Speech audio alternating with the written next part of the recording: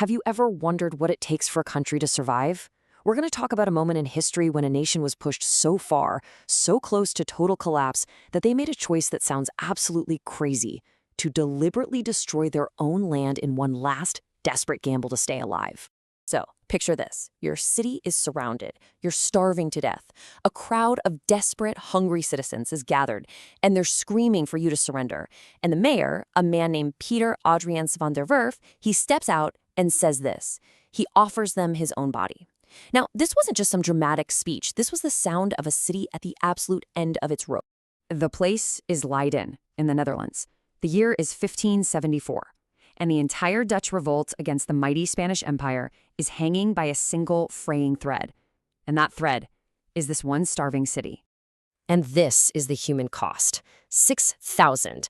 Out of a city of just 15,000 people, 6,000 were already dead. That's not a statistic, that's a tragedy. Over a third of the population just gone, wiped out by starvation and plague. I mean, can you even imagine what it was like inside those walls? The Black Plague was tearing through the city. People were so desperate they were drinking filthy water straight from the canals. Disease like dysentery was everywhere. And outside, a massive Spanish army made sure that not one crumb of food, not one bit of help could get in. Hope was a resource that was even scarcer than bread. So here's why this one city mattered so much. If Leiden fell, the Spanish army would have a straight shot into the heart of the rebellion. The entire Dutch War of Independence, this long, bloody fight for freedom, it would have been over. Everything, and I mean everything, was on the line. Okay, so to really get how things got this bad, we've got to rewind a little. We need to look at the bigger picture. How did the Spanish Empire, the global superpower of its day, end up laying siege to this one Dutch city? This all kicked off during what's known as the 80 Years' War.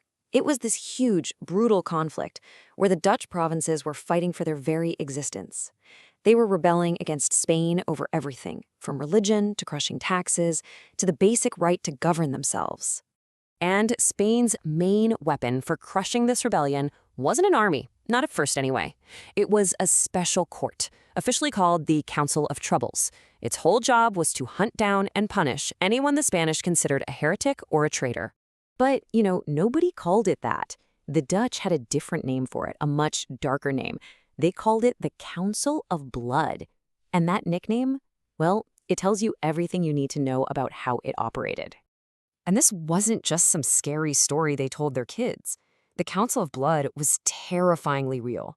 In just its first few years, it executed around 1,000 people. 1,000! This was state-sponsored terror, plain and simple, designed to stamp out any spark of rebellion. And the whole conflict really boils down to the two men in charge. On one side, you've got William of Orange, the leader of the Dutch rebels. He was a smart politician, a wealthy nobleman, who actually believed in religious tolerance. And on the other side, you have the Spanish commander, the Duke of Alva, a man of iron, cold, brutal, and he absolutely despised heresy. This wasn't just a war, it was a clash of two completely opposite worlds. So back to Leiden. The city is starving, the revolution is about to be extinguished. William of Orange has to do something. And the plan he comes up with, it sounds less like a military strategy and more like an act of national suicide. Let's just be crystal clear about how hopeless the situation looked. William's army was tiny, less than half the size of the Spanish force. His navy, this tough-as-nails group called the Sea Beggars, was great out on the open ocean, but Leiden was miles inland. There was no river, no way for ships to get there. A normal rescue mission was completely, totally impossible. So what's the plan? Well, it's as simple as it is insane. Step 1. Admit your army can't win. Step 2. Admit your navy can't get there. And step 3. Do the unthinkable. You go to the massive dikes that have protected your country from the North Sea for centuries, and you break them. You intentionally flood your own homeland, praying that the water will rise high enough for your fleet to literally sail over the fields and farms to the city walls. And on August 3rd, they did it. They cut the dikes, the seawater started to creep in. And then, an agonizing failure. The wind was wrong, the tide was wrong, the water just didn't rise enough. For weeks, as Leiden starved, the relief fleet just sat there, stuck in shallow water, so close yet completely unable to move. It was so bad that even the leader of the revolution, William of Orange himself, basically just gave up. He was convinced the gamble had failed, that Leiden was doomed and that the war was over. But right at that moment when all hope was lost, the one force the Dutch had spent their entire history fighting against, the sea, decided to intervene in a way nobody could have possibly predicted. On October 1st, a massive storm just slams into the coast. And historians think this wasn't just any storm. It was an extreme weather event, probably a product of a climate period we now call the Little Ice Age. And this storm began to push the North Sea inland with unbelievable force. And just like that, everything changes. After weeks of despair, look how fast this happens.